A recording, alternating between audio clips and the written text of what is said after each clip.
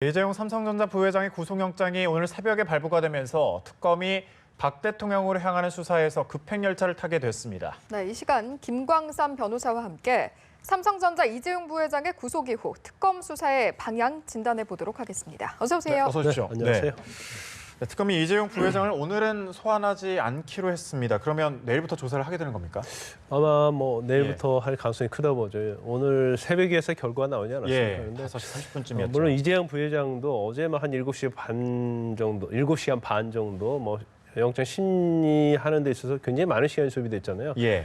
일반적으로 영장 심리를 하는데 중간에 휴정하는 경우는 거의 없어요. 형사 재판 하는 데 있어서 너무 길어지면 휴정하는 경우가 있는데 영장 심리할 때는 휴정하는 경우가 거의 없음에도 불구하고 7시간 반 동안 했기 때문에 결국 중간에 휴정까지 하면서 했고요. 예. 그다음에 이재용 부회장 같은 경우 이제 구치소로 돌아가서 대기를 하는데 오늘 새벽에 결정이 났기 때문에 예. 잠 한숨도 못 잤겠죠. 그다음에 또 특검 자체도 마찬가지죠. 특검이 예. 사실은 이재용 부회장의 어떤 뇌물죄 또 뇌물 공여죄, 그리고 박근혜 대통령과 관련된 부분에 사활을 걸고 있었다고 보면 되거든요. 예. 그렇기 때문에 어제 이재용 부회장의 어떤 영장이 기각되느냐 발부되느냐는 앞으로 특검의 운명, 특검의 어떤 진검승부에 있어서 결정적인 그런 날이었다고 봐요. 그렇기 때문에 아마 특검도 굉장히 긴장을 했을 거고 이제까지 예. 수사를 하면서 많은 시간에 정렬을 쏟았기 때문에 아주 피곤한 상태였을 겁니다. 그래서 예.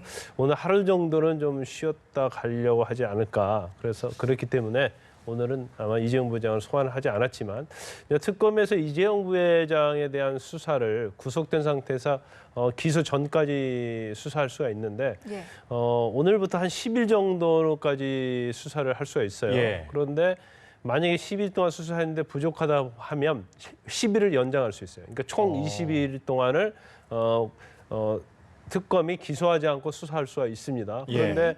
사실 특검의 수사 기간 만료가 얼마 남지 않았죠. 열흘 정도밖에 안 남았죠. 열흘밖에 안 예. 남았기 때문에 아마 연장하지 않고 10일 정도의 구속 기소할 가능성이 크다고 봅니다. 예. 예. 이 부회장의 구속영장 내용은 구체적으로 어떻게 되나요? 이번에 처음에 1차 영장 청구할 때 비해서 죄명은 상당히 늘었어요. 그런데 예. 범죄세 자체는 크게 변한 게 없습니다. 일단 첫 번째는 뇌물 공여죠. 예. 뇌물 공여와 관련된 부분은 미르나 K스포츠재단의 204억을 비롯해서 또 최순실 씨의 딸인 정유라에 대한 승마 지원 예. 그런 부분이 이제 400억 이상 된다고 보면 될 거고요. 그다음에 이제 두 번째는 이렇게 독일로 가고 또 어떠한 뇌물을 공유하는 데 있어서 회사 돈을 썼기 때문에 그 예. 부분에서 이제 업무상 횡령이 되는 겁니다. 그래서 예. 업무상 횡령 부분은 50억 이상이 되면 특정경제범죄 가중처벌법에 위반이 되거든요. 예. 그리고 이제 특경법, 그다음에 해외 재산 도피 관련된 부분, 이제 그 부분은 독일로 돈을 가져간 부분, 이제 그거에 대해서 해외 재산 도피, 그다음에 이제 범죄 수익 은닉인데 이제 그 부분은 정유라 씨에 대해서 이제 처음에 말을 비테나브이 3마리를 갖다가 블라디미르 명마 2마리로 바꿔주는 과정이 있어서 어떠한 예. 돈에 대해서 이제 범죄 수익으로 본 것으로 보이고, 그다음에 이제 마지막으로 이러한 것들이 다 인정됨에도 불구하고 국회 청문회에 나와서 거짓말을 했다. 그래서 유증죄가 추가된 거죠. 그래서 예. 전체적으로 보면 처음 영장 청구의 범죄 사실은 거의 비슷하지만 죄명만 추가됐다. 이렇게 보시면 될 것 같아요. 예. 결과적으로 어쨌든 삼성의 총수가 이제 2평 정도의 독방에 갇히게 됐습니다. 이 독방에서 어떤 식으로 생활을 하게 될까요? 일단 독방이기 때문에 일반적으로 이 일반 구치소에 수감되는 사람들은 보통 한 7명에서 8명 정도로 같이 있는 게 대부분이죠. 그런데 서울구치소는 우리가 범털의 호텔이다 이제 그런 얘기를 많이 해요. 그 이유가 뭐냐면 이제 범털과 이 용어가 좀 쓰기 그렇습니다. 범털과 개털 이렇게 구치소에는 구분을 하죠. 그래서 이제 범털은 그래도 신분이 있고 재벌이랄지 정치적 고위 관료랄지 어떻게 보면 특혜를 받은 사람, 기득권을 얘기하는 것이고. 지금 저희 시설에 나오는 부분이 2평 정도 되는 네네네. 공간인 한 거죠? 1.89평 될 겁니다. 예. 그래서 좀 이제 독방에 좀 예. 사회적 신분이 있고 지위가 있는 사람을 독방에 수감하는 것은 전 특혜가 아니냐 이제 그런 의혹도 굉장히 많이 있고 문제를 많이 제기가 됐었죠. 그렇지만 일단 그런 사람들이 같이 여러 명 있는데 했을 때는 여러 가지 신체적인 어떤 그런 부분에 있어서도 유해를 당할 수 있고 그래서 예. 예. 이제 구치소 내부 기준에 의해서 이제 독방에 수감을 합니다. 근데 독방 자체가 한 1.8평, 9평 되고 이제 바닥에는 좀 열선이 깔려 있어서 그렇게 예. 춥지 않을 거고요. 이제 세면대도 있고 TV도 있고 그렇죠. 그렇지만 뭐 굉장히 협소해요. 그리고 사방이 벽이고 단지 문이 있는데 문 자체의 어떤 외부로 통하는 창문 같은 것도 굉장히 작기 때문에 예. 굉장히 답답한 거죠. 더군다나 이재용 부회장 같은 경우는 뭐 재벌의 어떻게 보면 총수로서 굉장히 뭐 호화로운 삶을 살았을 거 아닙니까? 그런데 예. 저희 가서 또 식사나 그런 것도 일식 3,000 정도 되거든요. 그러니까 밥에 반찬 3가지 정도. 그런데 뭐 질 자체야 뭐 한 끼 한 1,400원 정도밖에 되지 않기 때문에 예. 굉장히 생활하는 데는 본인의 입장에서 굉장히 불편할 것이다 이렇게 보이죠. 어쨌든 이번 결과로 수사의 주도권은 특검 쪽으로 넘어간 모양새인데 아무래도 이제 박 대통령 뇌물죄 관련 수사에는 당연히 탄력을 받을 것으로 보이는 것 같습니다. 일단 뭐 날개를 달아줬다고 보면 될 것 예. 같습니다. 예. 어제하고 그제가 특검에서 굉장히 중요한 날이었어요. 또 압수수색 영장에 넣었던 청와대 불승인 거부 처분에 대해서 예. 행정소송 그리고 가처분, 집행정지 신청했는데 결국 그것이 각하됐지 않습니까? 그래서 청와대는 압수수색에 대해서는 굉장히 어려워졌고 어제 만약에 그 이재용 부회장에 대한 영장 청구가 기각이 되면 정말로 특검 자체가 굉장히 앞으로 수사하는데 동력도 잃을 뿐만 아니라 수사 만료를 앞두고 어떤 특검에 대한 존재감에 대해서 굉장히 회의적인 시각이 있을 수 있는 예. 가능성이 예. 컸었는데 결국적으로 특검이 운명을 걸었고 또 이재용 부회장에 대한 뇌물수수분이 인정이 됐기 때문에 특검으로서는 이제까지 특검의 존재 이유 또 명분이 굉장히 섰다고 보면 될 것 같고요. 또 이 자체는 여러 가지 면에서 굉장히 중요한 의미가 있다고 보면 되는데 그중에서 가장 중요한 의미는 이제 박근혜 대통령에 대한 대면 조사에 있어서 예. 굉장히 유리한 고지를 선점을 했다 이렇게 보면 될 것 같습니다.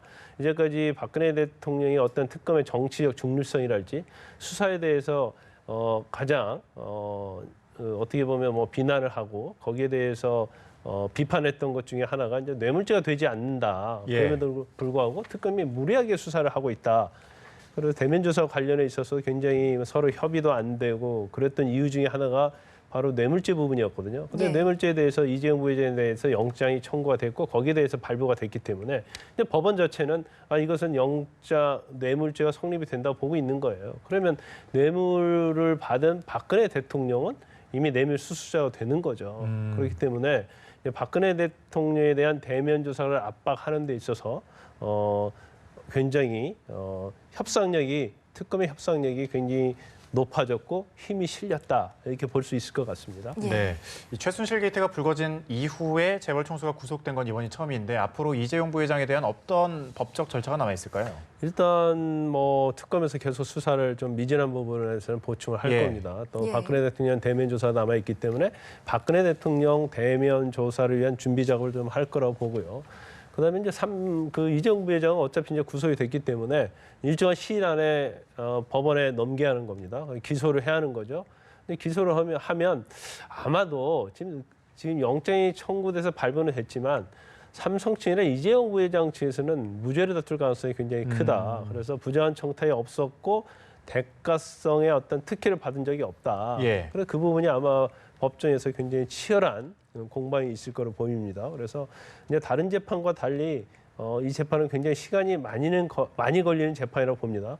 1심에서 이재용 부회장이 구속돼 있기 때문에 최장 재판할 수 있는 기간이 6개월이에요. 예. 물론 다른 범죄 사실 추가되면 이게 더 길어질 수 있겠지만 지금 영장 청구 범죄 사실만 가지고 법원에서 재판을 한다고 하면 6개월 정도 재판 시일이 걸릴 건데 예. 이제 내용이 굉장히 복잡하고 많아요. 그래서 적어도 6개월은 다 쓸 가능성이 크다고 봅니다. 그래서 1심에서 과연 유죄가 나오느냐 무죄가 나오느냐가 중요한데 무죄가 나오든 유죄가 나오든 예를 들어서 이재용 부회장에서 무죄가 나온다고 하면 검찰이 항소를 할 거고요. 예. 또 이재용 부회장에 대해서 유죄가 나온다고 하면 이재용 부회장이 항소를 할 겁니다.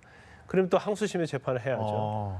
그러면 항소심에서 어떤 결과가 나오든 또 대법원을 갈 가능성이 크죠. 예. 그럼 대법원까지 가려면 적어도 한 1년 6개월, 2년 이상은 걸릴 가능성이 크기 때문에 이제 그 안에 이재용 부회장이 지금 몸이 신병이 구속되어 있기 때문에 그 안에 뭐 보석이랄지 다른 걸 통해서 과연 나올 수 있느냐, 아니면 무죄를 통해서 나올 수 있느냐.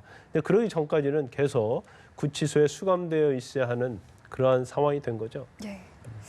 아무래도 무엇보다 앞으로 삼성의 경영 행보는 어떻게 이루어질지도 좀 궁금한 대목인데 앞으로 삼성의 실질적인 경영 어떻게 될 거라고 근데 보십니까? 뭐 국가 경제와 관련해서 뭐 삼성의 역할이 굉장히 중요하지 않습니까? 그런데 예. 삼성이 어떻게 보면 총수라고 할 수 있는 이제 이재용 부회장이 구속이 됐기 때문에 이제 CEO가 없는 어떤 재벌 기업의 공백은 굉장히 크다고 봐요. 예. 근데 그런데 사실은 삼성이 앞으로 어떤 성장 전략이랄지 다른 부분에 있어서는 오너가 굉장히 중요하지만 현재 삼성을 이끄는 데는 결과적으로 이제 전문 경영인들이 경영을 하기 때문에 예. 현재 삼성에는 큰 문제가 없다고 저는 보지만 예. 지금 가장 중요한 부분은 이제 세계 어떤 경제 어떤 트렌드가 굉장히 빨리빨리 변화되고 있잖아요. 더군다나 예.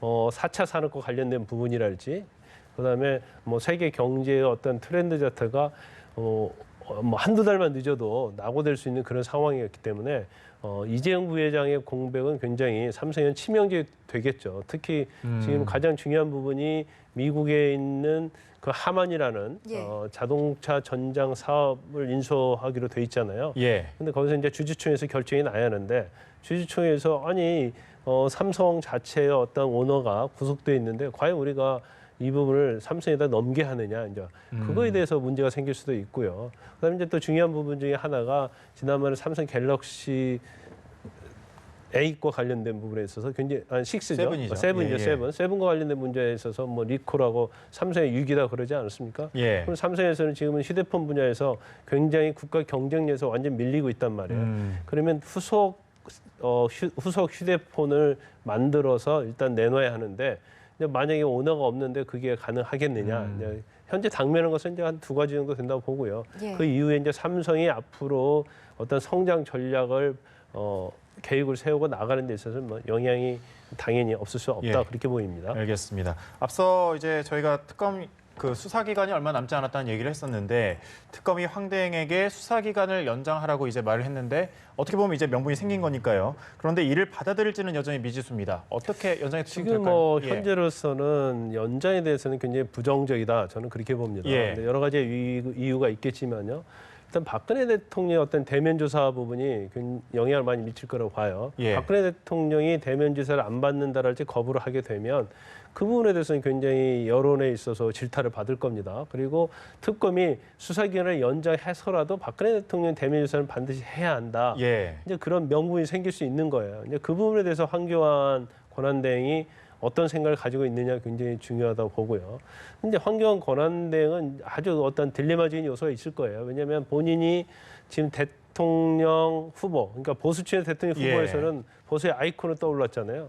그 이유가 뭐냐면 박근혜 대통령을 지지하는 층에서 황교안 권한대행을 지지하고 있단 말이에요. 예. 그 지금 나오고 있는 여론조사 결과는 결국 박근혜 대통령을 지키고 있는 황교안 권한대행이기 때문에 나온 것인데 예. 만약에 수사기간 연장에 대해서 승인을 해주게 되면 그런 표들은 다 날아가게 되는 거죠. 예. 그래서 본인 입장에서 향후에 정치적 입지에 따라서 그러니까 대통령 출마하느냐 출마하지 않느냐 이제 그런 부분에 있어서 굉장히 고민을 많이 할 거라고 보고요. 예. 그렇지만 본인이 만약에 이 수사기간 연장에 대해서 거부를 하게 되면 또 다른 또 변수가 있는 거예요. 지금 야당 측에서 특검법에 대해서 법안을 발의하겠다는 거 아니에요. 예. 수사기간 연장에 대해서. 그러면 그 부분에서 수사기간 연장이 되게 되면 결과적으로 박근혜 대통령한테도 더 불리하게 요소를 작용할 수 있거든요. 그래서 아마 황교안 권한대행은 뭐 지금 결정을 바로 하지는 않고 시간을 충분히 두면서 이달 말 정도에서 본인의 입장을 내놓을 가능성이 큰데 예. 결과적으로 변수는 바로 대통령에 대한 대면 조사가 있느냐 없느냐. 그다음에 두 번째로 야당에서 특검법에 대한 새로운 법안을 발의하느냐 안 하느냐 그걸 행동으로 보여주느냐 안 하느냐 예. 이제 그런 변수들이 수사기간 연장에 굉장히 영향을 미칠 거라 이렇게 보고 있습니다. 예. 네, 마지막으로 짧게 질문 하나 드리겠습니다. 결국 이재용 부회장의 구속, 향후 탄핵 심판에는 어떤 영향을 미칠 것으로 예상하십니까? 일단 뭐, 짧게 좀 예, 부탁드릴게요. 뭐 탄핵에는 뭐 직접적으로 사유는 들어가 있지 않지만 예. 이건 굉장히 중체대한 사건이잖아요. 그래서 탄핵을 하는 데 있어서 어떠한 헌법재판관의 신증에는 충분히 영향을 미칠 거라고 봅니다. 그래서 예. 중요한 결정적인 역할을 할 수 있다. 저는 그렇게 봐요. 예, 알겠습니다. 김광삼 변호사와 함께 이재용 부회장 구속 이후에 수사 방향을 진단해봤습니다. 고맙습니다. 네, 고맙습니다. 감사합니다.